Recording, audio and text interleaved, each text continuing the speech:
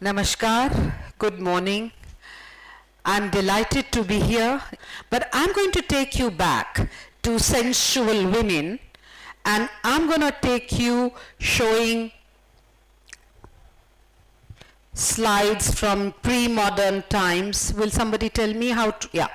But how do, okay, now I will show you.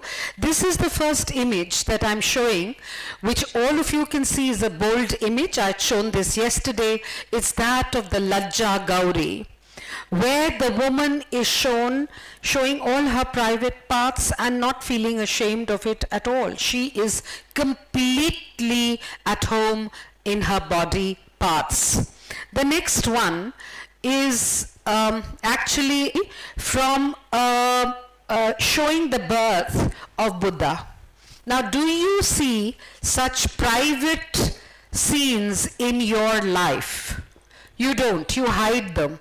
You put them under a cover. But here, these are on lintels and surfaces of Buddhist stupas, of our Dashavatar sites, and you see these images where you actually see a woman giving birth. Next, this is actually one of my favorites, the Shalabhanjika, a woman who stands under the branches of a tree. Shala is a tree, Bhanjika is a woman. So there is this beautiful Shalabhanjika who is shown in her beautiful proportions, heavy breasts nipped in waist, almost well-rounded thighs. It's not the figure of the flashboard flat stomach. This is not the Western ideal. We do not have a size 0 in our aesthetics or the woman's body. You see a very, very lush, very beautiful body where there are classical proportions. And what was the Shalabhanjika all about? She was about fertility. She was about procreation. She was about pleasure. Because our religion, we have no guilt, we have no shame, we have great pleasure, and we have great delight. And that is why in the Adbhuta Rasa, we also have Shringar. So in the Navarasas of life, we look at pleasure and delight. The young Shalabhanjikas, and I'll show you Madanikas, Shalabhanjikas. Let me just show these images. This is Ganga, the river. Look at the figure. Look at again the well-rounded curves of the feminine form. Here, this is another Shalabhanjika. I want you to look at the proportions of women. I want you to look at the classical.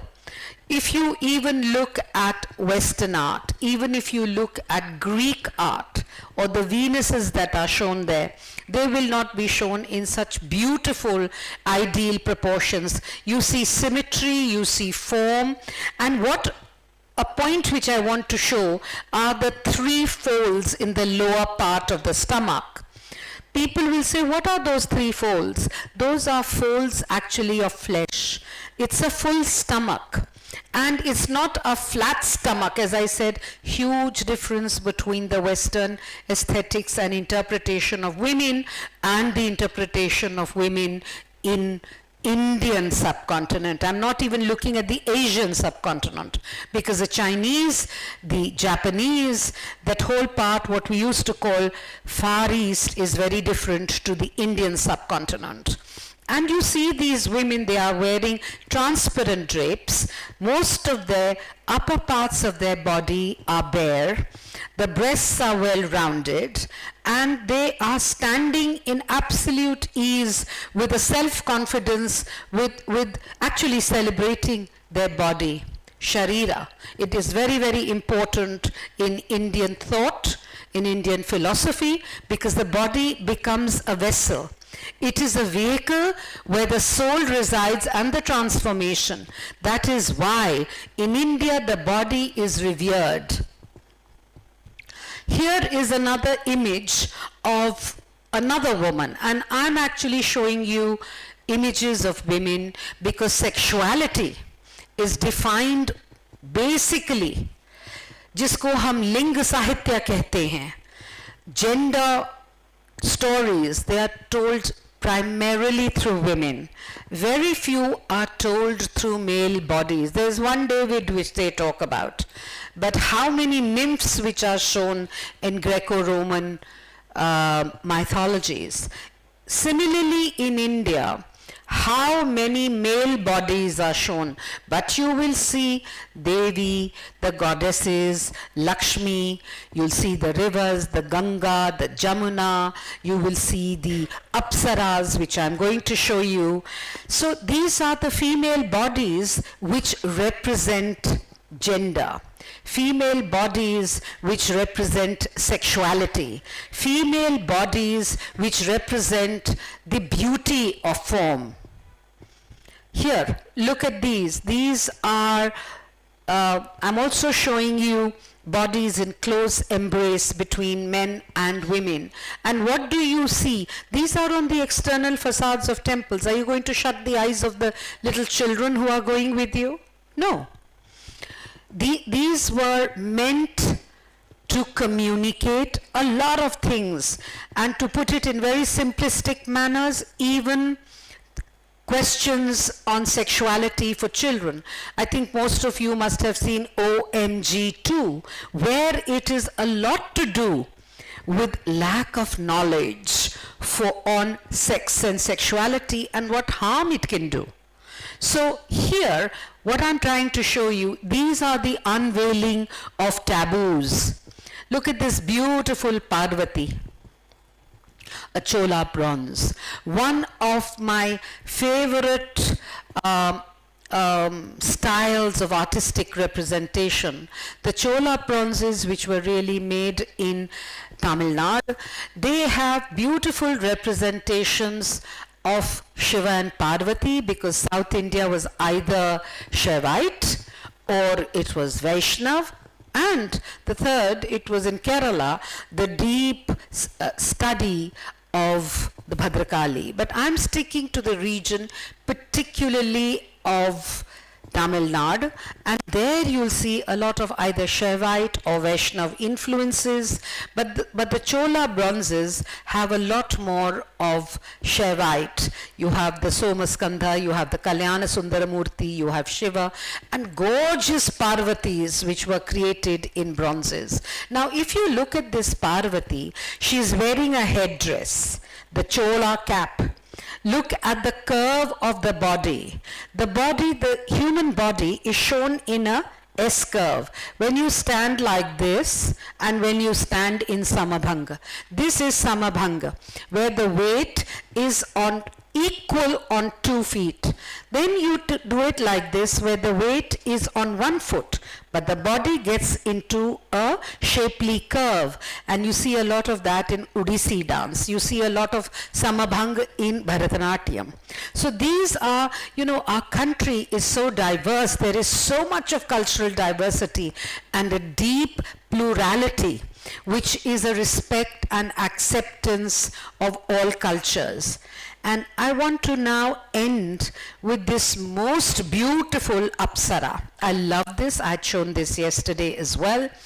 You see this Apsara from central India around the 9th or the 10th century. Look at the forms of the body, the curvature. And what you see here is the female body totally without any clothes. The only thing she's wearing are her jewels. And it's a flexible body. It's also a body which is in very good shape. Today we talk of mind and body. We talk of wellness. We are talking of spas. We are talking of wonder foods. What is all that? This was very much part of our organic way of living in pre-modern India. And I don't want to go on talking that all our knowledge was in pre-modern India. No, it's been continuing, but with development and change, there's always also a loss. It's like development has led to pollution, carbon footprints, technology is leading to a lot of doing away of the handmade. right? So whenever any development happens, there's also a loss. But that doesn't mean that we don't continue. Like today now, people are talking of AI. There are people who are confused and concerned. Some people are all for AI. So tomorrow you may have a robot talking like me, but there won't be me. So these are things we have to think. These are issues which we have to consider. We have to also keep going back and forward. Why do we study history? Because still we don't understand our past, we don't understand our present, and how will we look into the future? But with all that, there is a constant change which is happening.